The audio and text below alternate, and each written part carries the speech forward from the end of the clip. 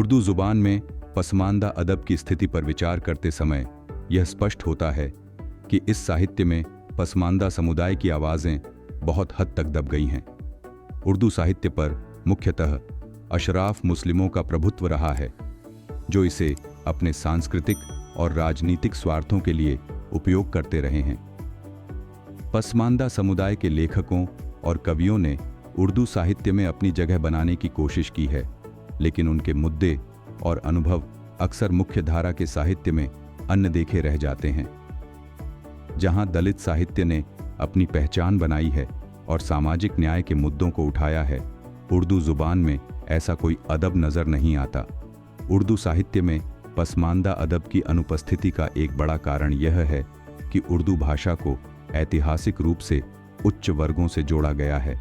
इस कारण पसमानदा समुदाय के अनुभव और दृष्टिकोण साहित्यिक मंच पर उतनी प्रमुखता से नहीं उभर पाए हैं। उर्दू अदब में पसमानदा साहित्य क्यों नहीं है, इस डॉक्यूमेंटरी को हम कई भागों में बनाएंगे और समझने और समझाने की कोशिश करेंगे कि कैसे यह भाषा अशराफ समाज की सभ्यता और संस्कृति का आईना बनी और कैसे इसमें पसमानदा समाज का दर्द अदृश्य रह गया।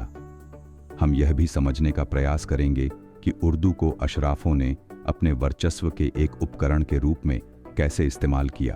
प्रस्तुत है पहला भाग, उर्दू अदब का इतिहास। उर्दू भाषा का इतिहास समृद्ध और जटिल है, जिसमें यह विभिन्न नामों और रूपों से गुजरी है। इसे कभी स्थानीय शब्दों, मुहावरों और उपमाओं से सजी हुई भाषा के रूप में देखा जाता था, जो यहाँ की संस्कृति को परिलक्षित करती थी और आम लोगों की जुबान में शामिल थी। कहा जाता है कि दिल्ली और आसपास के क्षेत्र में बोली जाने वाली खड़ी बोली से उर्दू का जन्म हुआ। इसे हिंदवी भी कहा जाता था। उर्दू, जो आज एक संभ्रांत वर्ग की बोली मानी जाती है, ने अपना सफर ज़बान ए हिंद से शुरू किया और विभिन्न नामों जैसे ज़बान ए दिल्ली, रेख्ता, गुजरी, दक्खनी और ज़बान ए उर्दू ए मुअल्ला के रूप में अपने अस्तित्व को स्थापित किया।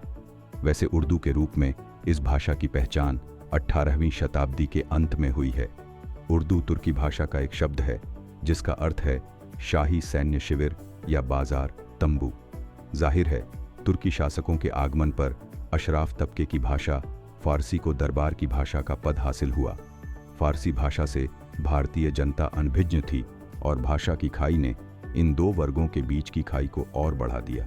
पाकिस्तानी इतिहासकार मुबारक अली अपनी किताब इतिहास का मतांतर में लिखते हैं, जब तुर्कों के पतन के बाद खिलजी, तुगलक, लोधी सत्ता में आए तो फारसी के वर्चस्व को आघात लगा, क्योंकि इन अफगान शासकों की मातृभाषा फारसी नहीं थी।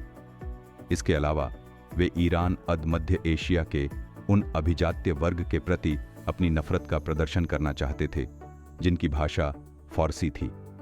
जब मुगल को हराकर सूरियों ने सत्ता प्राप्त की तो उन्होंने भी खुले रूप में फारसी के प्रति घृणा व्यक्त की, परंतु मुगलों की दोबारा जीत ने फारसी तथा विदेशी संस्कृति को नवजीवन प्रदान किया, जिन्होंने हमेशा अपने आप को भारत से तथा भारत की संस्कृति से खुद को अलग थलग रखा। मुगल दरबार की आर्थिक तंगी के कारण ईरान से लेखकों कवियों का आना भी मंद पड़ गया तथा इस प्रकार फारसी भाषा को भारत में जो ऊर्जा मिलती थी वह भी बुरी तरह प्रभावित हुई। ऐसे में जो वर्ग उर्दू को निम्न श्रेणी की भाषा मानता था और इसे सचेतन वर्ग की भाषा मानने के लिए मानसिक रूप से तैयार न था, उस वर्ग ने उर्दू की शुद्धता के लिए कदम उठाए ताकि शासक और शासित श्रेणी की भाषा का अंतर स्पष्ट होकर उभरे। सिराजुद्दीन खान आरजू ने इस प्रक्रिया को तेज किया और उर्दू के स्तर को ऊंचा उठाया। उन्होंने इस तरह घोषणा की कि भाषा का स्तर अब संभ्रांत वर्ग के बोलने के काबिल हो गया है। जमील जालिबी और हाफिज महमूद शिरानी जैसे अशराफ बुद्धिजीवी फारसीकरण को उर्दू के विकास के लिए जरूरी मानते हैं। इन लोगों का कहना है कि फारसी और अरबी शब्दों के समावेश ने उर्दू को समृद्ध बनाया और इसकी अभिव्यक्ति क्षमता बढ़ाई, पर सच्चाई इसके उल्ट है। दरअसल यह विद्वान उर्दू का अशराफीकरण करना चाहते थे। पाकिस्तानी इतिहासकार मुबारक अली उर्दू के इस पक्ष पर मोहम्मद हुसैन आज़ाद की किताब आबे हयात का उद्धरण देते हैं, जिसमें मोहम्मद हुसैन आज़ाद लिखते हैं किस प्रकार से अरबी फारसीकरण ने उर्दू की जड़ें इसके अपने ही वातावरण से काट दी।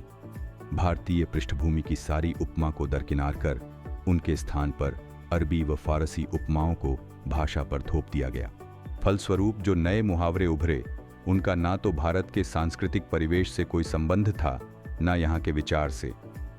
यही से जन्म होता है जबान ए उर्दू ए मुअल्ला का, जिसका शाब्दिक अर्थ है उच्च उर्दू भाषा। ये शब्द विशेष रूप से उर्दू भाषा के उस रूप को संदर्भित करता है जो साहित्यिक और सांस्कृतिक रूप से समृद्ध है और जिसमें फारसी और अरबी शब्दावली का व्यापक उपयोग होता है। इस शब्द का उपयोग उर्दू के उस रूप के लिए किया जाता है जो मुगल दरबारों में विकसित हुआ और जो उच्च वर्ग और विद्वानों के बीच प्रचलित था। उर्दू ए मुअल्ला का विकास 18वीं शताब्दी में हुआ, जब इसे शाही दरबारों में एक प्रमुख भाषा के रूप में अपनाया गया।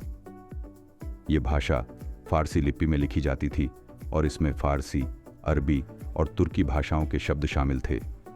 इस प्रकार उर्दू ए मुअल्ला को एक उच्च सांस्कृतिक और साहित्यिक भाषा के रूप में देखा गया, जो न केवल भारत में बल्कि पूरे उपमहाद्वीप में मुस्लिम पहचान का प्रतीक बन गई।